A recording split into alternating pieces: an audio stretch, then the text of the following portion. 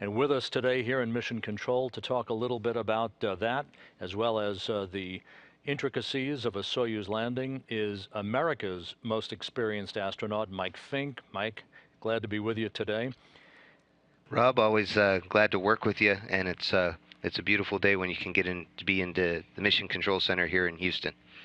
Mike Fincke, a veteran of 3 flights, 382 days in space on his 3 missions, exceeding Peggy Whitson and Mike Foale behind him. And when he lands on Sunday in Kazakhstan, Don Pettit will take up the number 4 spot on the all-time list with an aggregate total of 371 days in space. Gennady Padalka was your commander on Expedition 9 several years ago. As he takes over the reins of the International Space Station and command of the complex, what is he going to bring to the table for what's shaping up to be one of the most complicated 4-month periods in space station history? Well, Rob, Gennady Ivanich Padalka is extremely experienced. When I flew with him, he had flown once on Space Station Mir, and that brings a lot of historical and a depth of knowledge that he brings to the space station today. And it's funny because Gennady and my paths have crossed along with a lot of these other guys here. So Gennady, I, and Andre Cowpers, we flew together for 10 days till Andre came back on down to Earth, and it's so nice to see Gennady and Andre up there. Along with my friend Oleg Kononenko. Gennady, Oleg, and I were the original Expedition 9 crew, and then Columbia happened and things moved around. But I got to see Oleg on Expedition 17 to 18 transition, and of course Don Pettit and Joe Acaba both came up during my Expedition 18. So I know I've flown with 5 of these 6 guys. But about Gennady, he's has a great deal of experience, and you're going to need a really experienced guy to take you through the tougher times that are ahead. And they're not tough in terms of anything except complexity. We've got a lot of stuff going on. You need to have the crew to be really ready to go, understanding what's important, what's not so important, so they can be the most efficient. And Gennady's the guy to help with that. July and August shaping up to be extraordinarily busy for this crew, the Expedition 32 crew, who will be joined in a few weeks by Sonny Williams and Aki Hoshide and Yuri Malenchenko, also one of the most experienced space travelers on the planet. There's something like 7 or 8 different visiting vehicle comings and goings between Progress vehicles for the Russian resupply, the Japanese Konotari 3, the H-2 transfer vehicle, and then 2 EVAs, 2 spacewalks in August, one by Padalka and Malenchenko on August 16th, followed 2 weeks later by Sonny Williams and Aki Hoshide. In what we discussed earlier was the change out of that power switching unit on the truss of the station. But the business at hand over the next 48 hours is getting Kononenko, Kuipers, and Pettit home. So let's start off with what the crew is going to be doing late Saturday night, namely wrapping up their packing of their Soyuz vehicle that is docked to the Earth-facing port of the Zarya module, the Rosviet module, as well as the final farewells and the hatch closure. How complicated is all of that? Well, in the Air Force, we used to say, hurry up and wait. So there's going to be a period of intense activity where we get the last important payloads aboard the last-minute payloads aboard the Soyuz, things like blood samples, other biological samples. That way the scientists on Earth can see exactly how our bodies look like right before we came back home. And things that that need a lot of refrigeration, so you take them out, put them in the Soyuz at the last minute. Things like making sure that you got all your gear ready to go, like your spacesuit, your underwear that you wear under the spacesuit, things like that. And so you get all that ready to go. You make sure you're ready to be on time because you don't want to be late because the Soyuz won't wait for you, kind of thing. And on the other hand, once you have that all done, then you're kind of waiting. And then what do? Well, you kind of look out the window one last time. You maybe, if you can, if there's comm coverage, you call your family, say, hey, I'm going to see you guys real soon. And it's kind of a really strange time. It's bittersweet. You say, I want to go home. I can't wait to see everyone. Can't wait for that Earth food. And then on the other hand, it's like, man, I like it up here. I just was getting good. I don't want to go. And so it's a really interesting, bittersweet time. Again, everything is in contrast. You want to stay, you want to go. You have to hurry up, but you have to wait. Now, after 6.5 months of the spacious spread of the International Space Station, Kuipers, Kononenko, and Pettit will be in the cozy confines of their Soyuz spacecraft. They'll have to suit up. Is it a situation where it's every man for himself, or do they help each other get into their so-called launch and entry suits? So yeah, after we've pretty much shut the hatch between the two modules, in the habitation module, kind of the one that looks like a sphere on top, we get dressed, and usually there's only room for about two people, so we help each other get dressed. So usually the commander stays there and helps the two flight engineers get dressed, and then one of them stays on and helps the commander get dressed. And it's by this time in their training, this time and everything, they're really good at getting the Sokol suit on and off. It's pretty easy to get on and off. Definitely helps when some other person's helping you.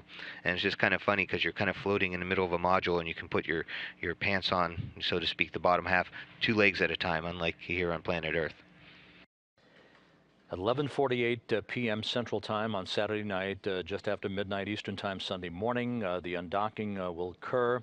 The physical separation between the Soyuz vehicle and the International Space Station.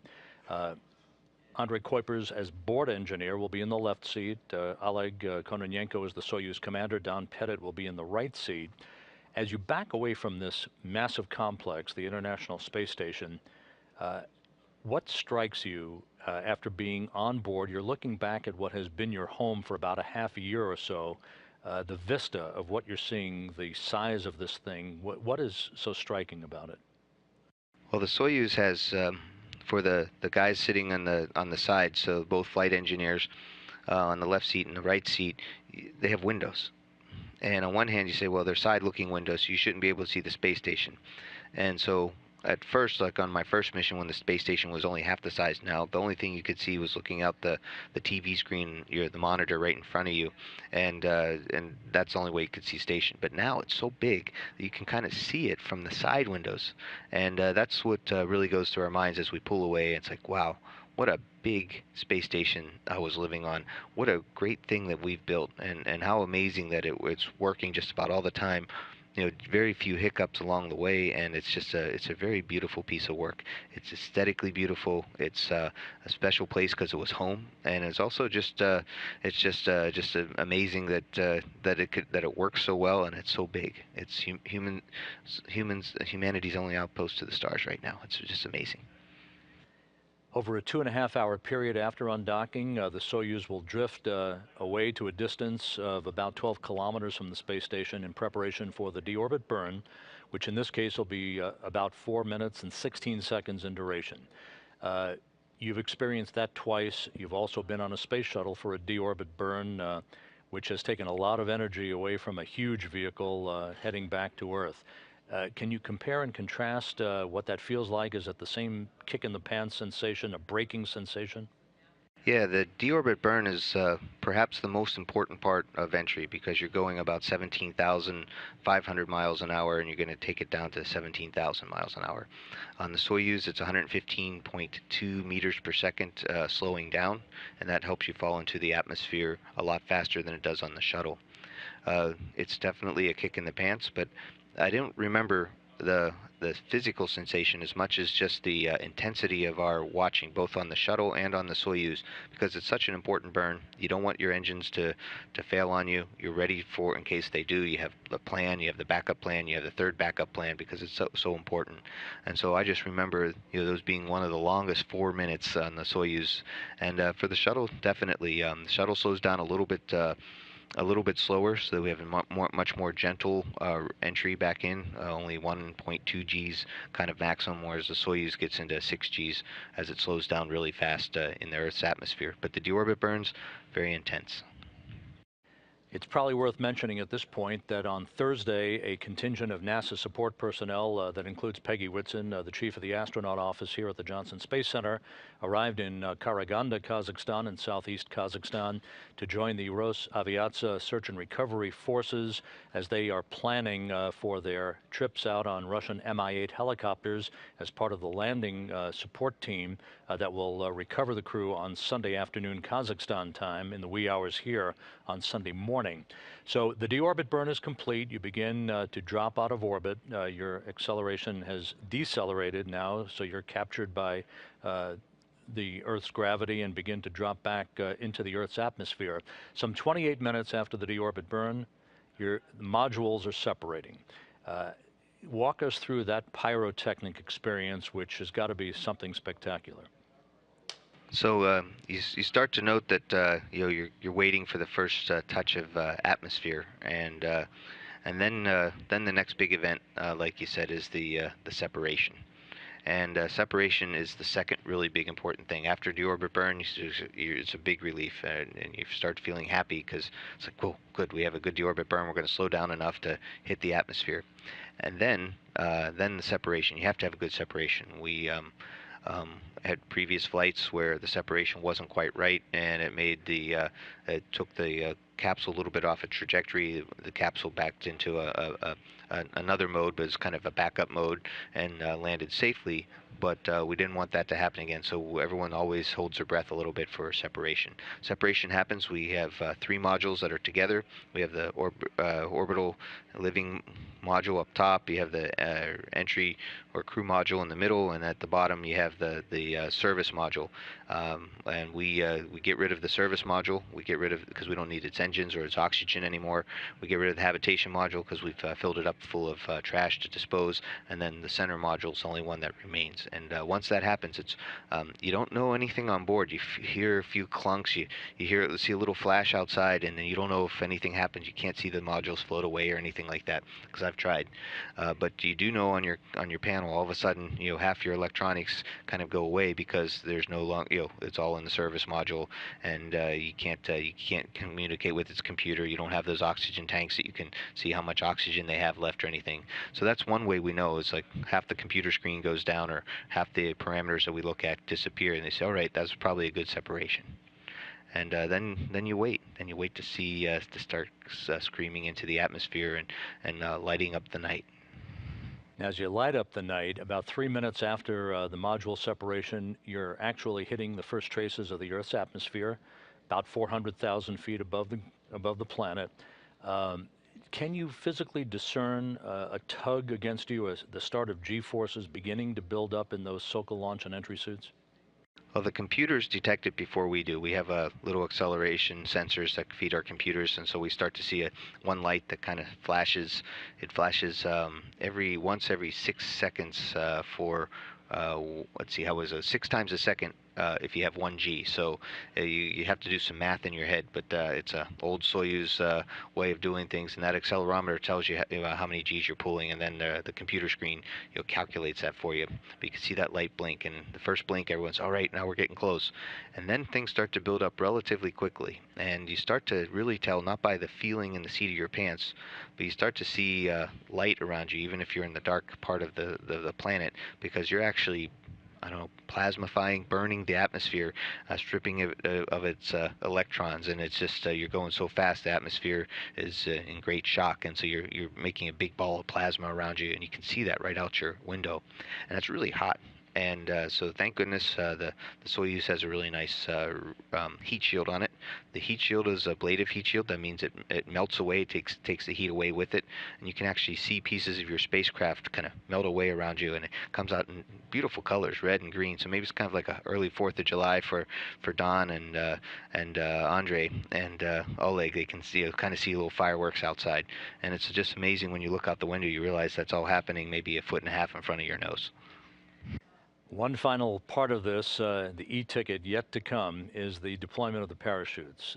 Again, the e-ticket described by several astronauts as one of the wildest rides of all, when the chutes begin to deploy and you're cantered and cocked to an angle, and then you rotate around. And walk us through all those types of gyrations as you settle down under the chutes for the final few minutes before touchdown.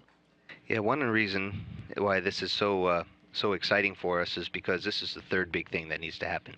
Have a good deorbit burn, good module separation, and then if parachutes come out, then you know you're going to land somewhere, and you're going to be fine because you need the parachutes. So it's a big relief when they start to come out.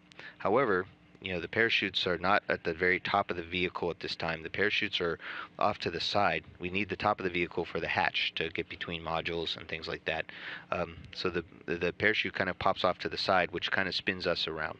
and then eventually it hooks itself to the top of the module, and then we get nice and calm.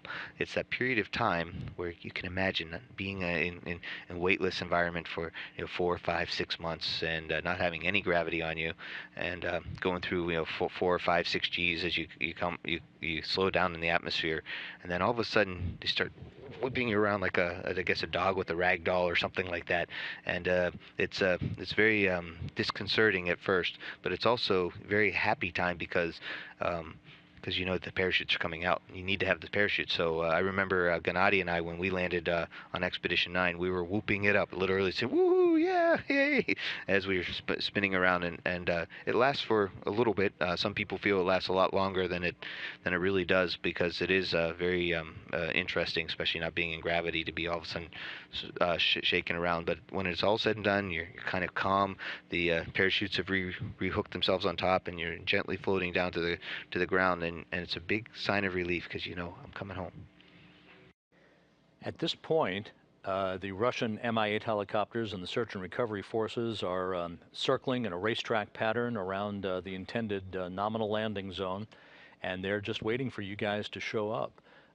You're in your seats, you're reclined on custom-made Soyuz seat liners that have cushioning capability, and then in the final seconds, literally the few seconds before touchdown, soft landing engines, boom, one more opportunity for a sensation that is not common. So explain to us what happens here with your seats, with the soft landing engine firing, and finally the touchdown, assuming that conditions are calm, which they're expected to be, by the way, on Sunday at the landing site. It's great to know that conditions are supposed to be calm. If it gets a little too windy, that makes it just a little more complex. But we're on our parachutes. Things have calmed down, and you're absolutely right. The next big step is the helicopters. In fact, I remember you were on some helicopters for getting ready for me to land a couple of times, and it's always nice to know your friends are out there looking for you. The search and rescue crew, they're some of Russia's finest, and we know that we're in good hands with them. To find us and to get us out of our capsules correctly, and we know most of those guys already. We've met them before, so it's you kind of know you're going to be met by some friends. So that's exciting. So you're listening for be able to talk to the helicopters on the radio, and it's important to talk to the helicopters because they give us one piece of information that's really important, and then they also can watch us if we're lucky. They can tell us what the local altimeter setting is, what the pressure is on the planet below, and that way we can use our onboard instruments, because we don't really have a radar altimeter that tells us how far above the ground we are, but we can measure the pressure outside and compare it to what it is on the surface to tell us how high above the ground we are. Most airplanes have this kind of capability.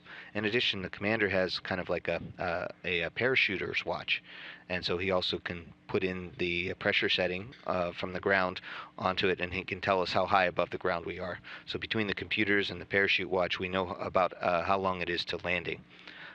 Sometimes we land just right around sunrise, so it's kind of dark outside. Sometimes I'm like on my second mission, it's right in the middle of the day, and you can kind of look out and guess how far above the ground you are.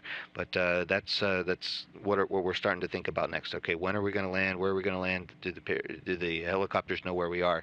And once that all kind of works together, it's a nice relaxing feeling. In fact, we're floating down to us so slowly compared to how fast we were going before. It's like, well, I wonder if we'll ever get there. The last 500 feet are the longest in terms of time. So as we get close to the ground, our seats actually automatically kind of push up. So all of a sudden, whereas where maybe our noses are about a foot from the dashboard in front of us, the cosmonaut panel, the control panel, all of a sudden we're 3 or 4 inches away from it, and that the seats cock up so that as soon as we hit the ground, it'll reduce the force, a big shock absorber. So we know that that's a big sign that things are going to happen. And then also right before we land, there are those soft landing engines. Now the thing about the soft landing engines, this is my personal experience. Everybody has a different experience, but the soft landing engines, I never felt them. I never saw them. I know they worked because I saw the bottom of the spacecraft and you could see that the engines had fired. But they have a gamma ray altimeter that 1 meter above the ground they ignite, but we're going down so fast, and then it happens right before we hit that there's a that flash of light, and that deceleration feels a lot like we just hit the ground. And so sure enough, we hit the ground. It feels pretty hard, like we hit like if you're in a car going about 20 miles an hour, hitting a wall or something. But it's amazing. The seats really absorb the impact, and we roll around a little bit, and there we are. And just a few minutes later, on both my experiences, there was the rescue crews were there to meet us. And again, our friends are out there for us, and we're in good hands.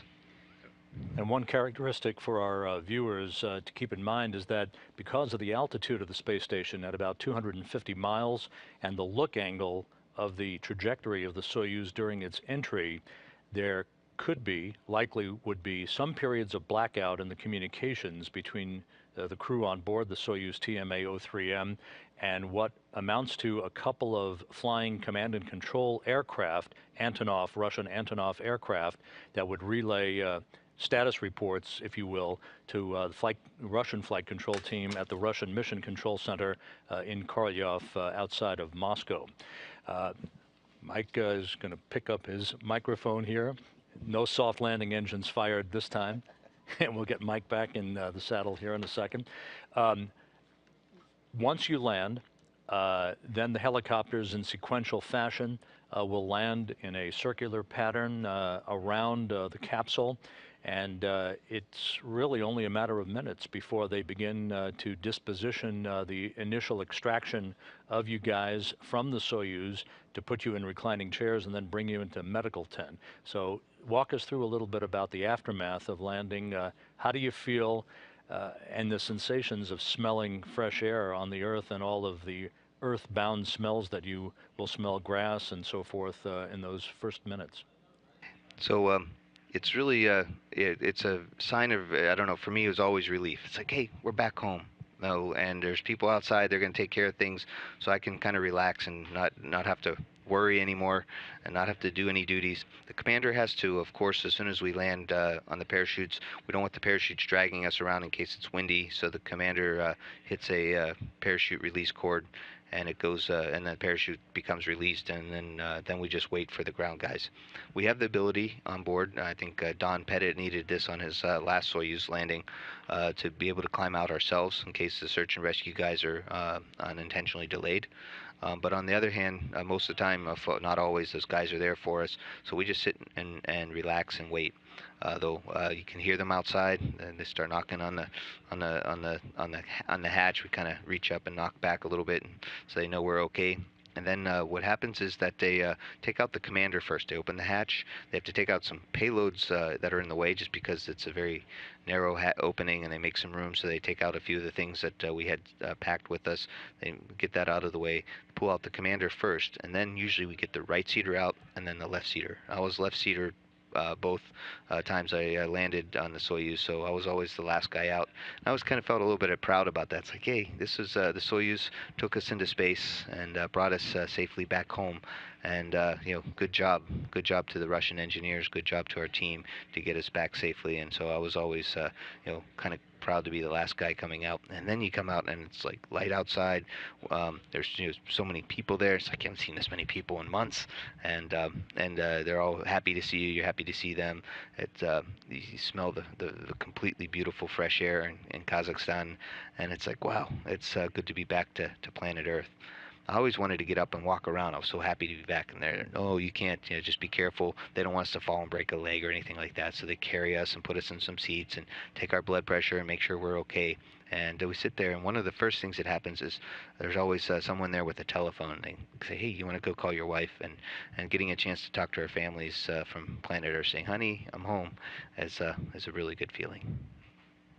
And once the crew has been brought into this inflatable medical tent at the landing site to get out of their launch and entry suits into more comfortable clothing, each of the crew members will be flown in 3 different helicopters, in this case back to Karaganda, the staging city for Sunday's landing operations. Kuipers and Pettit will board a NASA plane to fly back to Houston. Kononenko will board a Gagarin Cosmonaut Training Center plane to fly back to Chkalovsky Airfield outside of Star City, and a return and a reunion with his family back at Star City along with other Russian officials. Mike, appreciate it very much. Soyuz landing day is always, it's a long day, but it's a very interesting day and a rewarding day, culminating a 6.5-month mission for Petit, Kuipers, and Kononenko, the start of a new increment on board the International Space Station. It's hard to believe it's been almost 13 years since the space station was permanently occupied with Bill Shepard and Sergei Krikalev and Yuri Gudzenko, and the beat goes on with an unbroken presence on board that international outpost. Thanks very much for joining us today, Mike. Appreciate it. Oh, thank you, Rob. And it's a great adventure that we're on, and it's always a pleasure to get a chance to share it with our friends on NASA TV and give them the bird's eye view or the first person view on it. And like you said, we've been doing the space station for a long time, and it's just amazing what we have accomplished, and looking forward to the future. Mike Fincke with us today. Thanks very much, Mike.